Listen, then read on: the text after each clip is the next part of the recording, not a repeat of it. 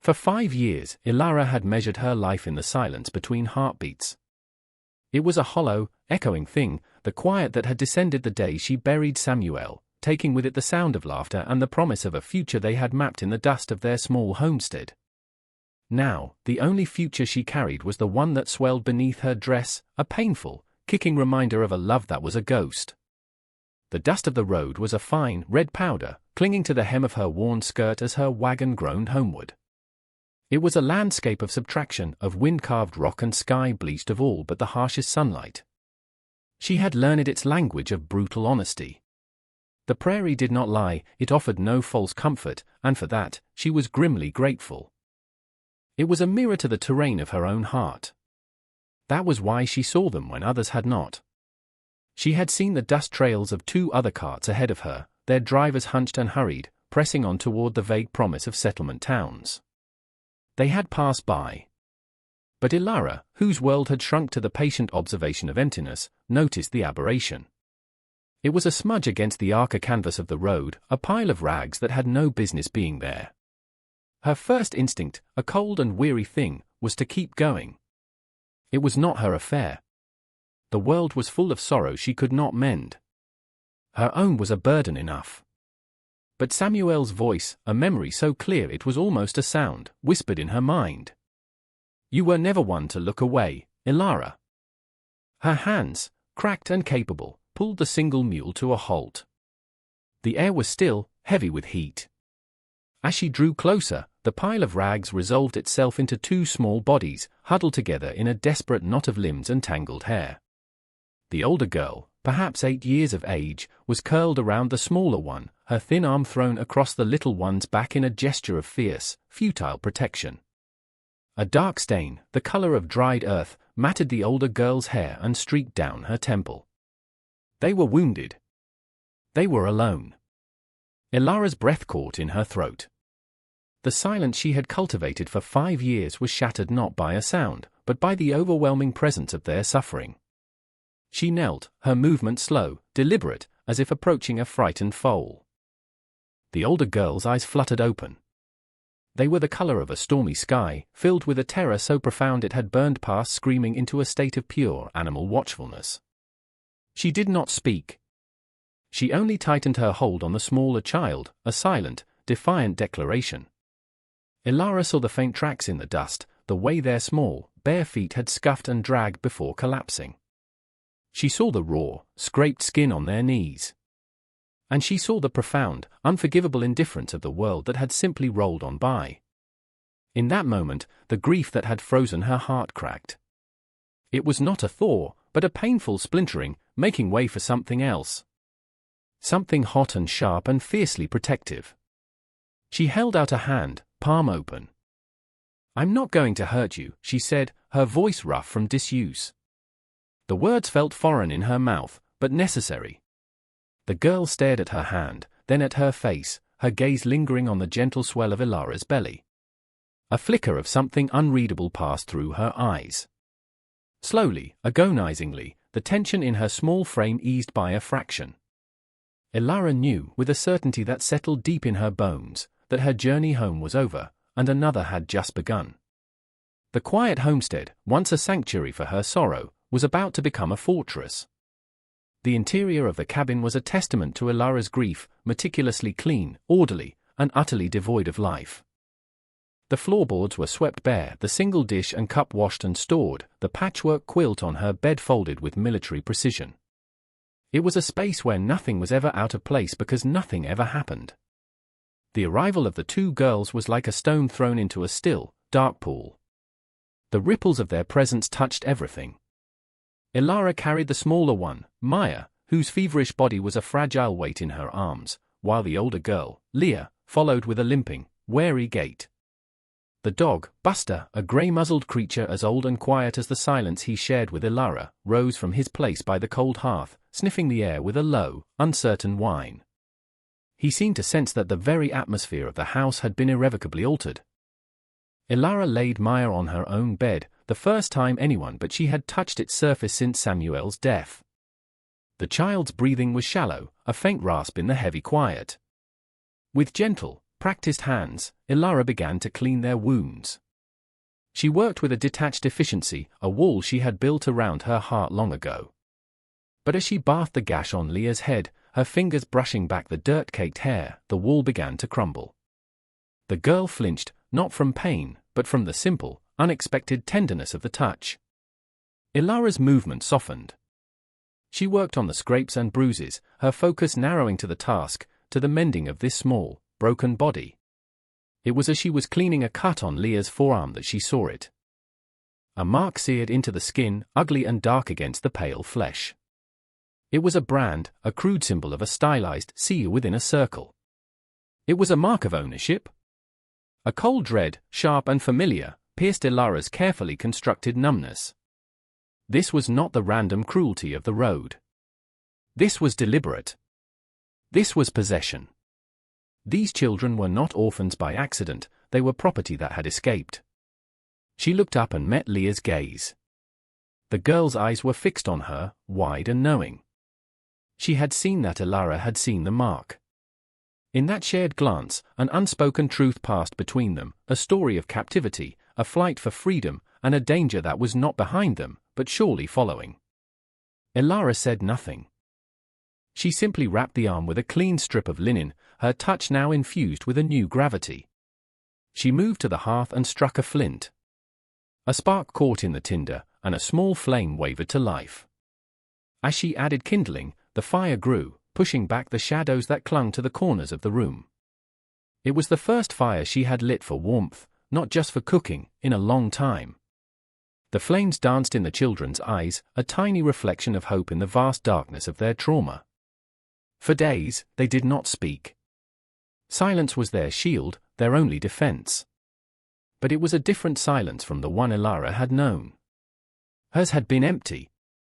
Theirs was full, teeming with unspoken horrors. She moved around them, offering broth and bread, her presence a steady, quiet promise. She did not push, did not demand. She simply was.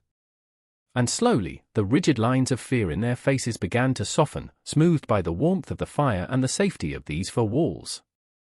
But outside, the wind began to pick up, whistling a mournful tune around the edges of the cabin, a premonition of a storm that was gathering far out on the plains. A week bled into the next. A fragile routine took root in the barren soil of their shared existence. Ilara would milk the goat, her hands moving with familiar ease, while Leah watched from the doorway, a silent apprentice. The girl's limp was nearly gone, and the wound on her head was healing, a thin pink scar against her hairline. One morning, as Ilara was kneading dough, her hands dusted with flour, a tiny voice broke the stillness. Bread. It was Maya. She was sitting on the floor, her small fingers tracing the patterns in the wooden planks. She looked up at Ilara, her eyes clear for the first time, a shy, questioning light in their depths. Ilara's hand stilled. She felt a smile touch her lips, a foreign sensation, like a muscle long atrophied. Yes, she whispered, her voice thick. Bread. It was a beginning.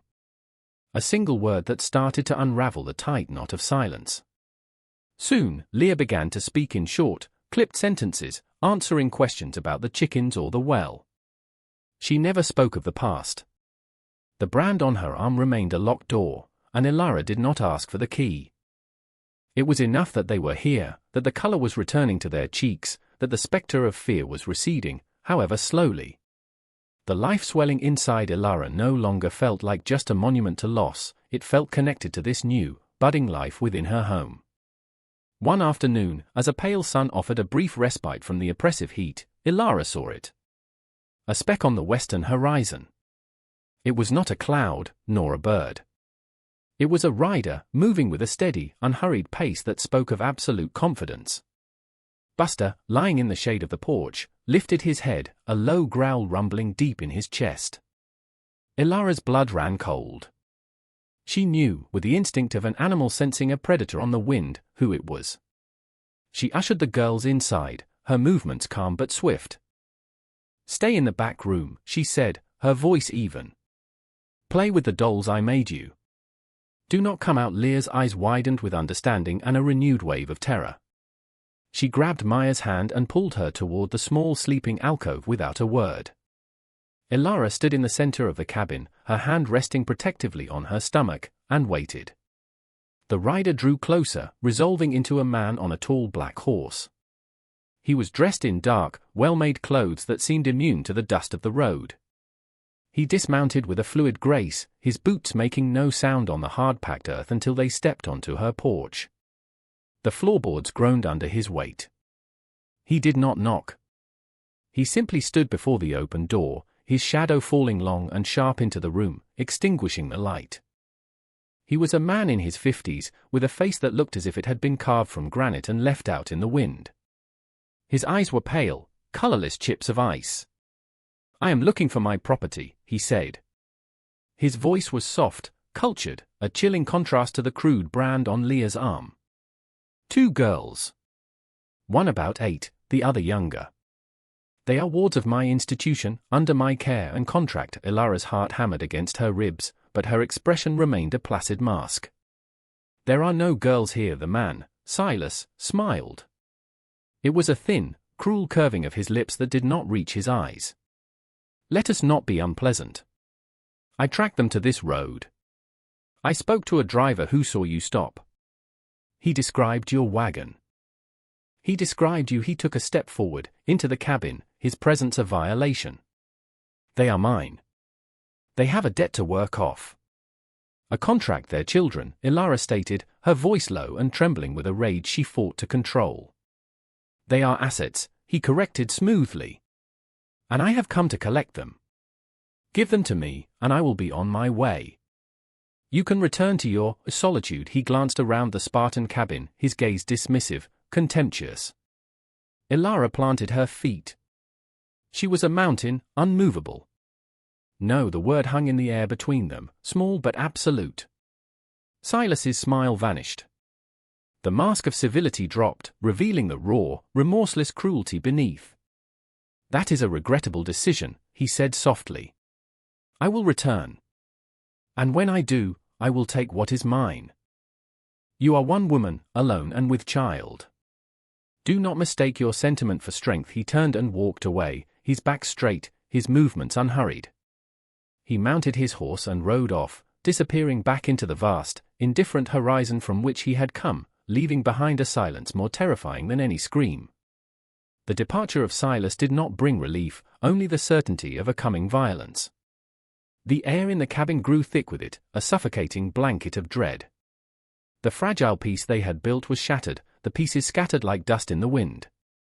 Leah and Maya emerged from the back room, their faces pale, their eyes huge with the terror Ilara now shared. They didn't need to ask what had happened, they had lived the answer their entire lives. For a moment, a sliver of cold, pragmatic fear pierced Ilara's resolve. He was right. She was one woman. Pregnant. Alone.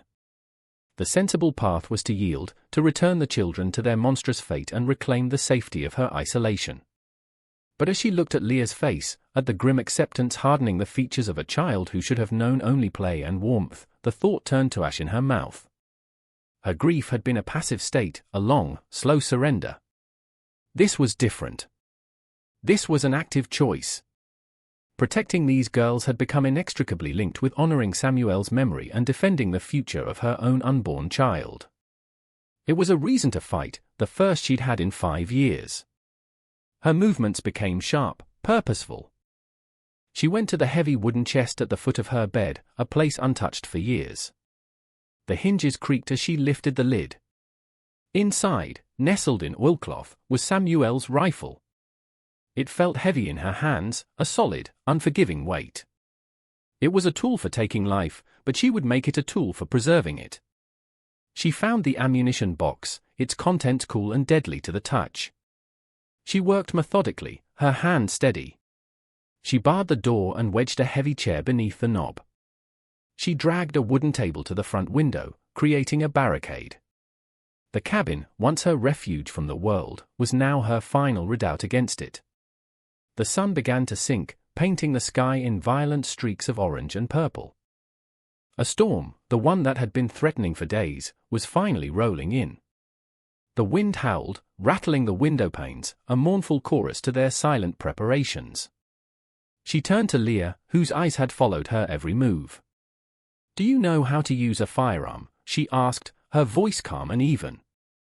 The girl shook her head, her braids whipping in the drafts that snaked through the cabin. Ilara took out Samuel's smaller pistol, a single-shot handgun. She showed Leah how to load the powder and the ball, her instructions simple, direct. "I don't want you to fire it," Ilara said, pressing the heavy weapon into the girl's trembling hands. "When the time comes, I want you to hide with Maya. But you will have this." Just in case, the weight of the pistol seemed to anchor the girl, her fear giving way to a solemn gravity. She nodded, understanding the terrible responsibility she had been given. Ilara pulled 2 quilts into the farthest, darkest corner of the cabin, away from the door and windows. "You and Maya will stay here. Under these. You will not make a sound, no matter what you hear. Do you understand me?" Leah nodded again, her jaw set. She pulled her younger sister into the corner, whispering to her in a soft, urgent voice. Ilara took her position behind the table at the window, the long rifle resting on the sill. She was no longer just a widow. She was a guardian. A protector.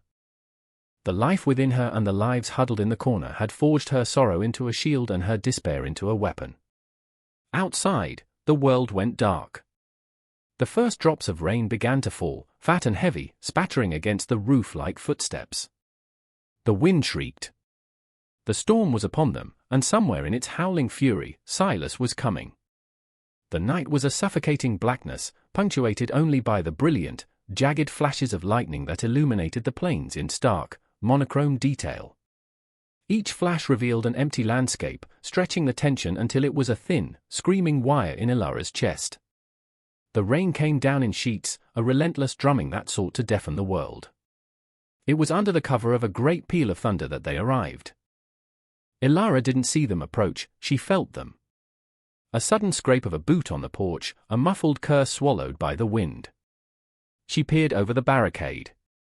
A flash of lightning lit 2 figures, hunched against the storm.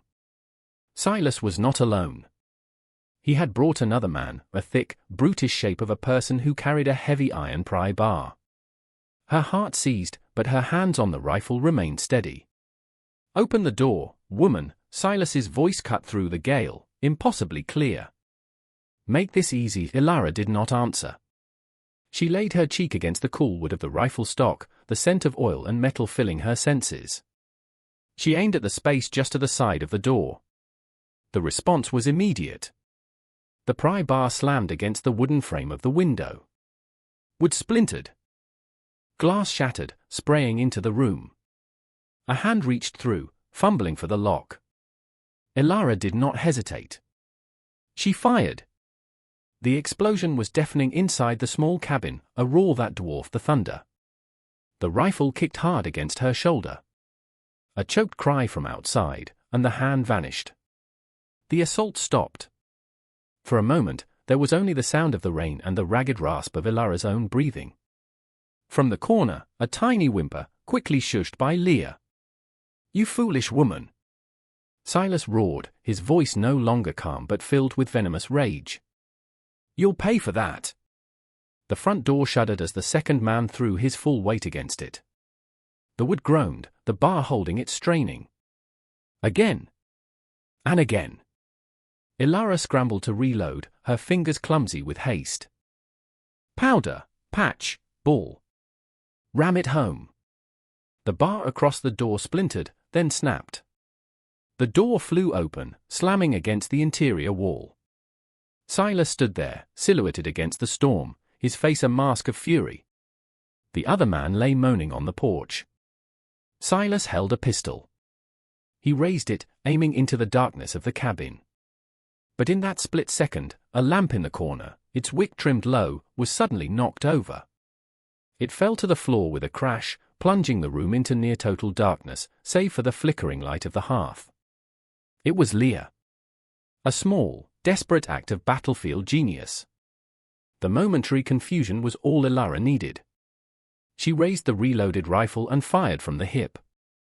The shot went wide, but it drove Silas back a step, making him fire wildly into the shadows. Ilara dropped the rifle and dove for the pistol Samuel had kept hidden beneath a loose floorboard near the fireplace, a final contingency he had insisted upon. Her fingers closed around its familiar grip as Silas lunged into the room, his eyes adjusting to the dim firelight. He saw her. He raised his own pistol for a final, point-blank shot. Ilara fired first. The sound was a flat, final crack. Silas staggered backward, a look of pure shock on his face. He clutched his chest, his pistol falling from his grasp and clattering on the floorboards. He collapsed, his body a dark shape against the open doorway, and was still. A profound, ringing silence descended, broken only by the storm and the soft crying of the girls in the corner. It was over. Ilara pushed herself up, her body trembling, a sharp pain searing her side where a splinter from the door had struck her. She limped to the doorway and looked out. The other man was gone, having fled into the tempest. She kicked Silas's pistol out into the mud and slammed the broken door shut, wedging it with the remains of the table. She collapsed against it, the strength leaving her all at once. The storm outside began to subside, its fury spent. As the first pale, watery light of dawn filtered through the shattered window, it found the three of them huddled together by the dying embers of the hearth. Ilara, Leah, and Maya. Wounded, terrified, but alive. A family forged in fire and fear. 6 months later, the prairie was reborn in the vibrant green of spring. Wildflowers, planted by 2 small pairs of hands, bloomed in defiant color by the cabin door. The window was repaired, the door was new and strong, and the silence of the homestead was no longer empty. It was filled with the gurgling laugh of a newborn baby boy, whom Ilara had named Samuel, and the cheerful chatter of his 2 older sisters. The brand on Leah's arm was a faded scar, a story she would one day tell, but its power was gone. The barren landscape of Ilara's heart had been cultivated by a love she never expected, a love that had demanded everything from her and given her back the world. Standing on the porch, her son in her arms, she watched Leah and Maya chase butterflies in the tall grass, their laughter carrying on the gentle breeze. Her grief had not disappeared, but it had made room. It had carved out a space so deep and vast that only a love this fierce, this unexpected, this profound, could ever hope to fill it.